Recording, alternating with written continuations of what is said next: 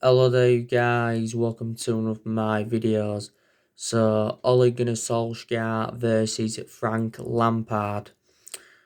It's a battle that neither can afford to lose. Now, last season we played Chelsea 4 times, like I mentioned on the preview.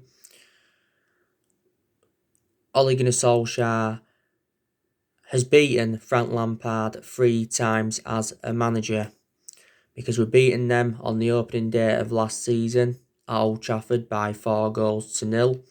We're beating them in the Cup at Stamford Bridge 2-1. And we're beating them in the league at Stamford Bridge 2-0. Chelsea did beat us in the FA Cup semi-final last season by 3 goals to 1. So Frank Lampard has beaten Solskjaer once. So tomorrow's game will be Ole Gunnar Solskjaer's 5th meeting with Frank Lampard as Manchester United manager. We are looking for our 3rd win in a row in all competitions, because we have won our last 2 games. We recently beat PSG 2-1 in the Champions League. That was a very, very good result for Manchester United. That was the 2nd time we'd beaten PSG in 19 months, because we knocked PSG out of the last 16 back in March 2019, and we obviously overcame a 2-goal deficit. We won our last league game against Newcastle by 4 goals to 1. And so far, we've played 4 league games. We've won 2 and we've lost 2. So we've registered 6 points from 12. Both of our defeats have come at Old Trafford, because we lost our opening game against Crystal Palace 3-1. That was our worst defeat on an opening day of a Premier League season since 1995. And before the international break, we lost 6-1 to Tottenham. And that's our worst defeat since the Sir Alex Ferguson era. And I think it was the first time we'd lost 6-1 since the Manchester City game back in 2011, which is 9 years or so ago now. But we haven't been so good at home. But away from home, we've been exceptional. Like I've said to you already, we haven't lost any away game in any competition since January.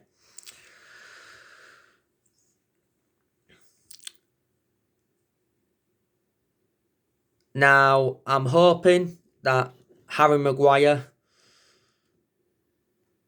is going to be available for the game tomorrow. Harry Maguire didn't travel to Paris, don't forget.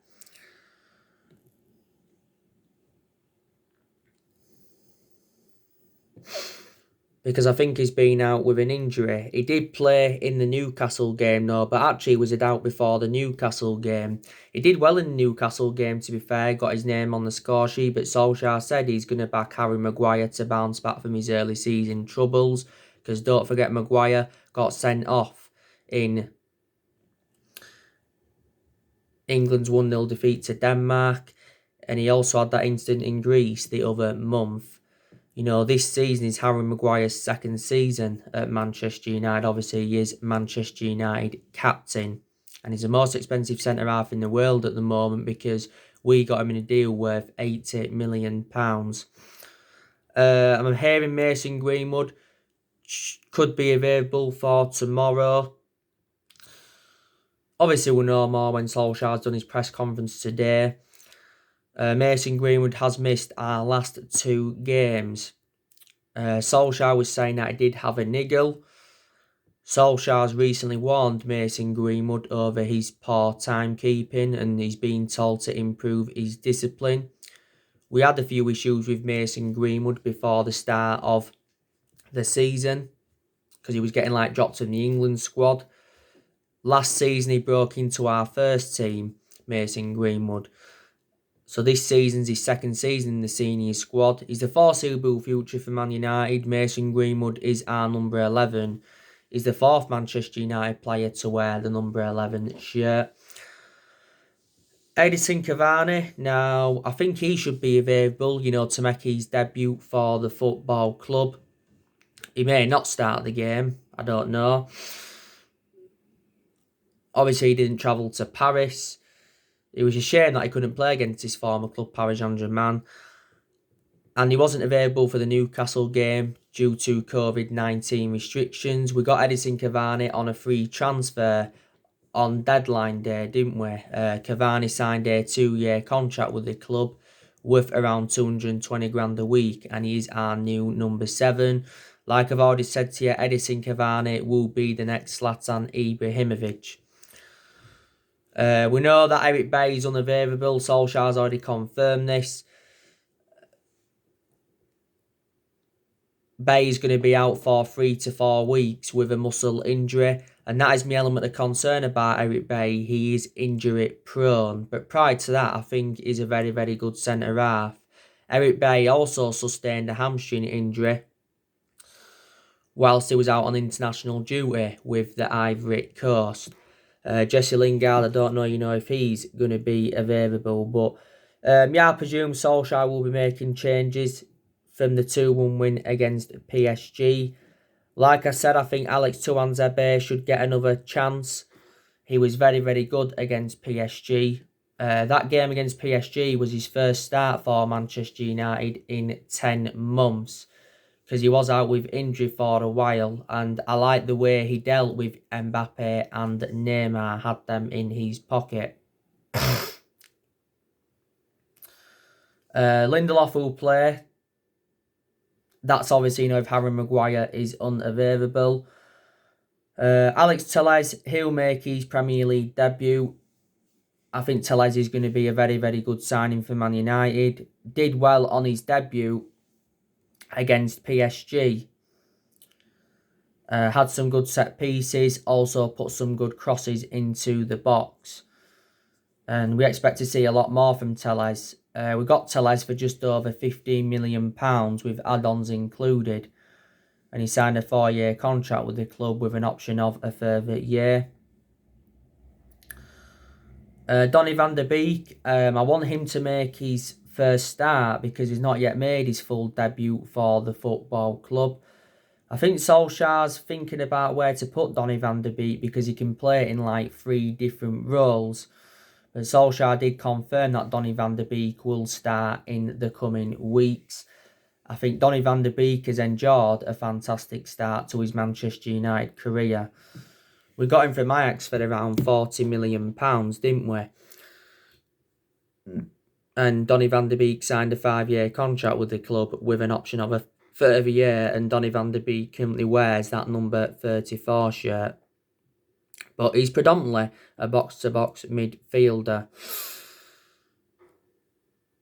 Now, like I said, Wan-Bissaka, he'll keep his place in the team. He's obviously our first choice right back. Wan-Bissaka, to be fair, has done well in his last 2 games. Because prior to them last 2 games, Bissaka had a pretty poor start to the season, but he did well against PSG, made some very good tackles. He did well in the Newcastle game. That Newcastle game was his 50th appearance for the club, and he scored his first Manchester United goal. This season is Wan-Bissaka's 2nd season at the club. We got him in a deal worth £50 million from Crystal Palace last summer, but I think he can be our right back for like the next 9 to 10 years, something like that.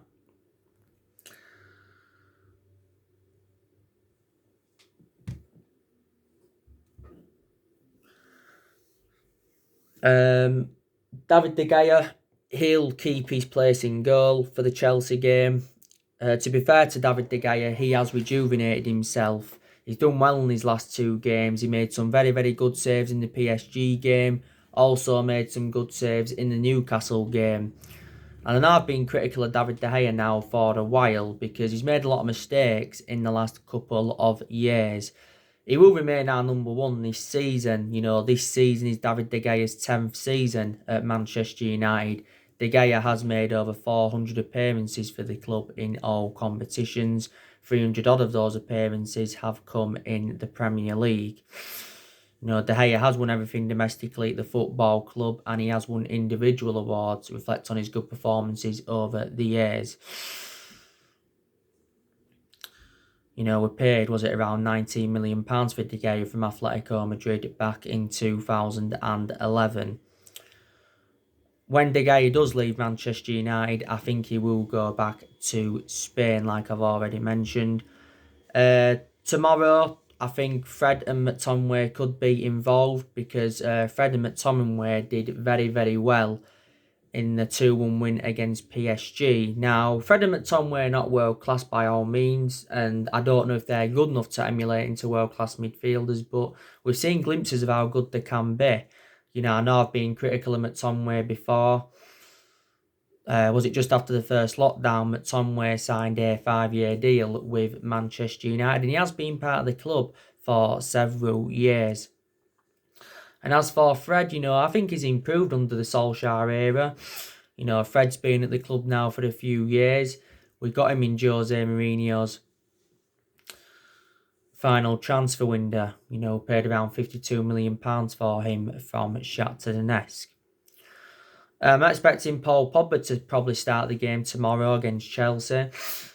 Paul Pogba hasn't started our last 2 games. He's obviously come off the bench. I don't think Paul Pogba's enjoyed a good start to the season, but to be fair, he did well when he came on against PSG, got the assist for Marcus Rashford's winner, and he did well when he came on against Newcastle. Now, I think we're probably going to sell Paul Pogba next summer. Obviously, we can cash in for the player because we recently triggered that 1-year extension on his contract. That keeps Paul Pogba under contract with Man United until June 2022. This was recently confirmed by Fabrizio Romano. Now, Paul Pogba said a few weeks ago that one day his dream is to join Real Madrid.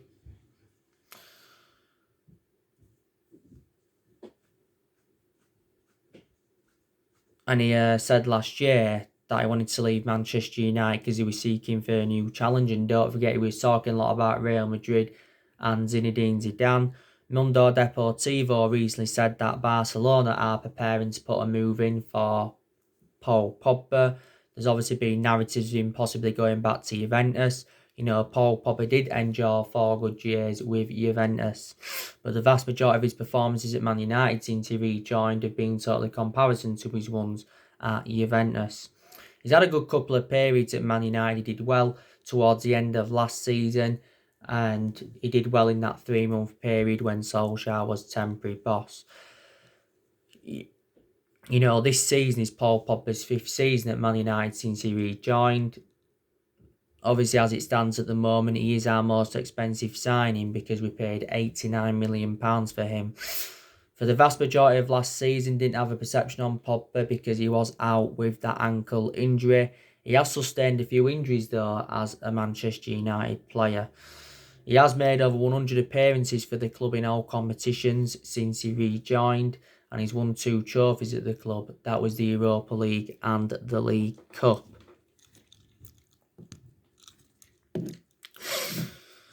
So there you go. Matic, probably he won't start the game tomorrow. Matic has actually now lost his place in the team, by the way. I think Matic put some good performances out though towards the end of last season. Maybe he's one player that we could possibly sell next year, Matic. He's aging up now, Matic. He's 31, 32.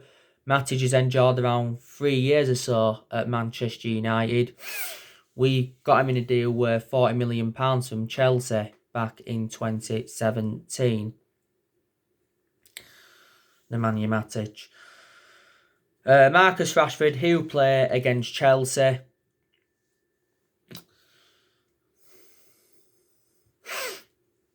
Like I've said to you, I think Marcus Rashford has really improved under the Ole Gunnar Solskjaer era. Rashford was the hero in Paris. He scored late on. That's the second time he's done that now in Paris.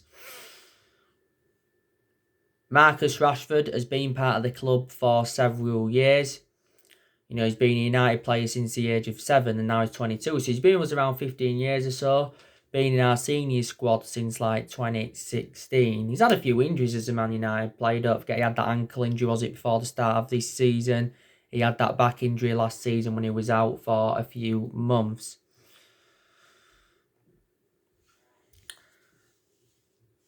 Anthony Martial, as you all know, he's unavailable for this game against Chelsea. He's a miss. Because obviously Martial got sent off in our 6-1 defeat to Tottenham. He shouldn't have been sent off, but he was. So he got given a 3-match suspension. So he's obviously served 1 game. So he's got 2 games to serve, hasn't he?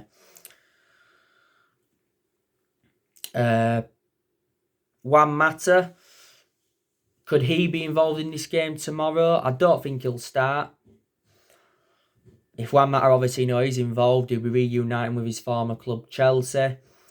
To be honest with you, I think Juan Mata has enjoyed a good start to the season. He did well in both our Carabao Cup games against Brighton and Luton. He got man of the match in both of them games, by the way. And he did well in our Newcastle game. Juan Mata doesn't get a lot of, obviously, chances now. He has lost that yard of pace, let's be honest. He is in his 30s. But he still makes an impact, Juan Mata has enjoyed a good 6 years or so at Manchester United. He scored 50 goals in 258 appearances in all competitions. We paid just under £40 million to him from Chelsea back in 2014. Probably Bruno Fernandes. He'll be involved in the game as well. Bruno Fernandes, don't forget, was the captain in Paris because obviously Harry Maguire wasn't available. I think we should give the captaincy to Bruno Fernandes permanently because he's the one that shows fantastic leadership in the team. Bruno Fernandes reacted to getting the captaincy from Ole Gunnar Solsjaer in Paris, and he said it was an honour to lead the club and that. I didn't expect him to give me. He could have given it to Paul Pogba, or he could have given it to David De Gea because they've obviously wore it before. But yeah, Bruno Fernandes scored in Paris. He scored from the penalty spot. Obviously missed the first one, but then obviously had to be retaken and then scored from the retake. Bruno Fernandes has been at Manchester United around 9 months now. The vast majority of his goals have come from the penalty spot. He's won Premier League Player of the Month a few times, reflects on his good performances. He's won some out Busby Player of the Year award quite a few times. Don't forget the other week, he denied that he had a bust-up with Solsjaer, Bruno Fernandes. And Fabrizio Romano confirmed that there was no problem with Bruno and Solsjaer. And yeah, but there was reports coming out saying that Bruno Fernandes allegedly lost faith in Solsjaer and he was demanding him out of the club, and he was infuriated with the board over the lack of signings. So there you go. But Bruno Fernandes, definitely one of the best signings we've made under the Solskjaer era, and probably one of the best signings we've made since the Sir Alex Ferguson era as well. Yeah. And I think in this game against Chelsea, like I mentioned on my starting 11 prediction yesterday, I think Solskjaer should go with 3 at the back because we look more effective with 3 at the back. In the PSG game, I think Solskjaer started with a 5-3-2 formation. As you've noticed, when Solskjaer's under pressure, he seems to tactically get it right. But in a lot of Ole Gunnar Solskjaer's games at Manchester United, he's been tactically naive, hasn't he? Since Solskjaer got appointed in as Man United manager, he has gone with that 4-2-3-1 formation a lot. But from my own perception, that doesn't really seem to suit our standards, does it? But yeah, this is a big match for Man United tomorrow against Chelsea. It's going to be a difficult game. Like I said to you, Chelsea spent over £200 million in the summer transfer window. They brought the likes of Ben Chilwell in, they brought Kai Havertz in, they brought Milan Sarr in, Thiago Silva, Mendy. I think Mendy's now their first choice goalkeeper. They brought Ziyech in back in February, and they brought Timo Werner in. But Chelsea haven't had the best of starts to the season. We all expected Chelsea to be in a better position than they're in, reflect on the signings that they made. Chelsea are currently sitting, 8th in the Premier League. So far, they've beaten Palace, they've beaten Brighton, they've drawn with West Brom 3-3. They lost at home to Liverpool 2-0. They got knocked out of the Carabao Cup against Tottenham, and they recently drew with Sevilla 0-0.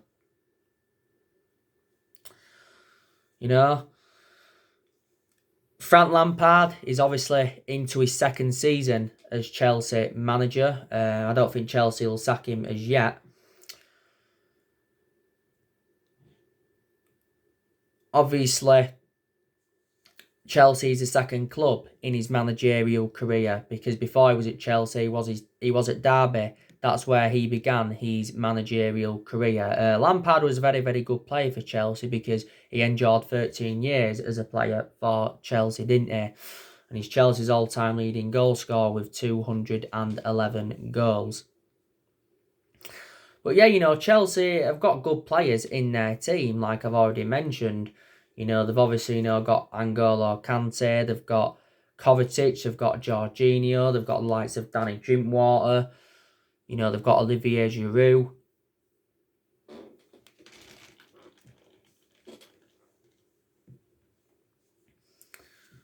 They've obviously got Azpilicueta, they've got Pedro. The signings that they've made are good.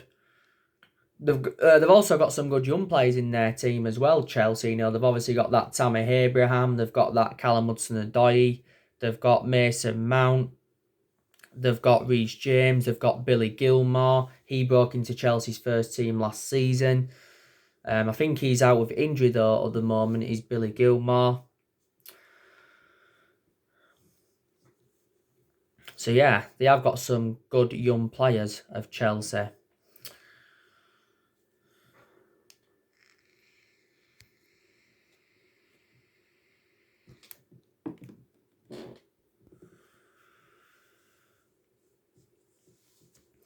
Don't forget, in the summer transfer window, Chelsea let Willian go. He went to Arsenal on a free transfer.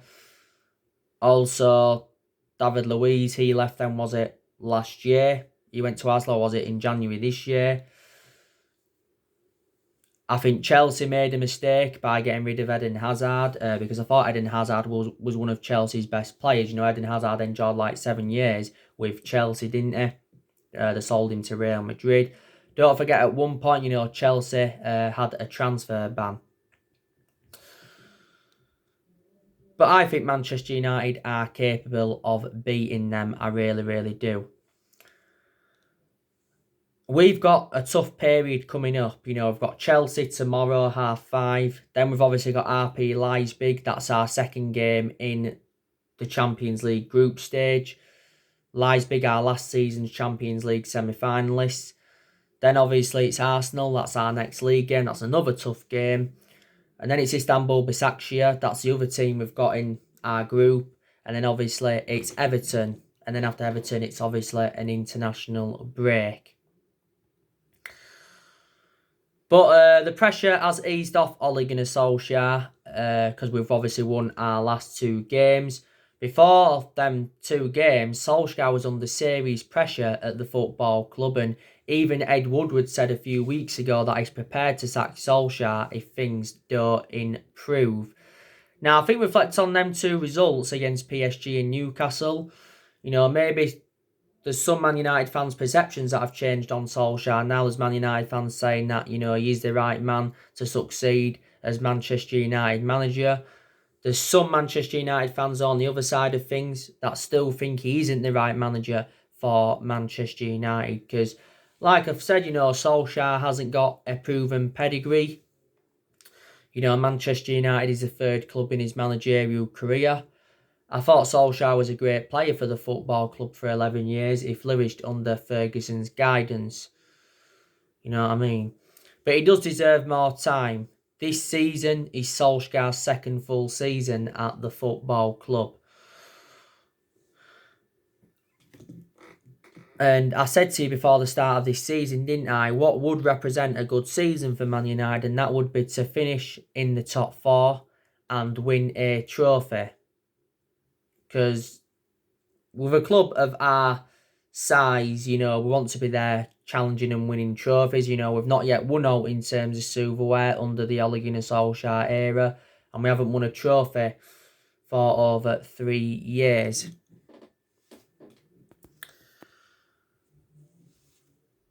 Solskjaer got appointed in as Manchester United manager in December 2018, and he's been permanent Man United manager since March 2019. Now, like I said to you a few weeks ago, Solskjaer was in the exact same position as he was in at the first part of last season, because at the first part of last season he was under serious pressure because we enjoyed our worst start ever to a Premier League season. Then obviously we turned things around, so then the pressure eased off him. But a few weeks ago, don't forget, there was a lot of narratives coming out of the mainstream media saying that, we was interested in Pochettino. It also says we was looking at Massimiliano Allegri as an alternative to Pochettino. But, reflecting how long Solskjaer's been at Manchester United, he's gained managerial experience. Ole's managed nearly 100 games now as Man United manager, and he's won over 50 games as Manchester United manager. Solskjaer's just got under 2 years left on his current contract. Obviously, Solskjaer spent over £200 million since he became Manchester United manager. In his endured 4 transfer windows. We've also seen a lot of players leave the club since he got recommended in. I also like the way that Solskjaer has promoted the youth. We've also had some good periods under the Ole Gunnar Solskjaer era as well. And our record against the top 6 sides last season was very, very good. I also credit Solskjaer for what he did last season. Because last season he got us qualification for the Champions League. Also got us 3rd. And he guided us to 3 semi-finals. And last season was his first full season at the football club.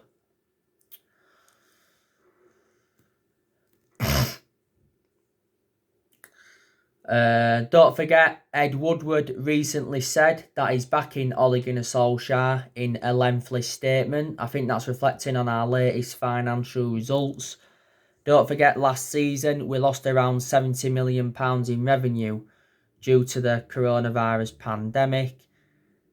He recently said our revenue was fallen by 20% and we've paid 20 million in dividends to the Glazer family. So that means the Glazers have taken more money out of the club. I said Solskjaer needs more backing. He didn't get backed enough at all in the summer transfer window because we missed out on all of Ole Gunnar Solskjaer's priority targets, and we missed out on a lot of targets in general. There's a lot of Manchester United fans that are demanding Woodward and the Glazers out of the football club. Woodward's been with us since 2012 and the Glazers have been with us since 2005. Obviously, we're still trying to get a director of football in. Because I did say it'd be beneficial if we could get a director of football in, because that's one of the structural changes that we need at the football club, is a director of football. And if we are to get a director of football in, we need someone who knows the club inside out and someone who's obviously got that experience. Now, Louis Campos, who's the Lille director, Man United are interested in him and we could hire him in. Don't forget, he's a former Monaco director and he used to be a scout at Real Madrid and all of that. Don't forget, a few former Manchester United players have been linked with that director's role. But Woodward said quite a few times we're trying to get a director of football in.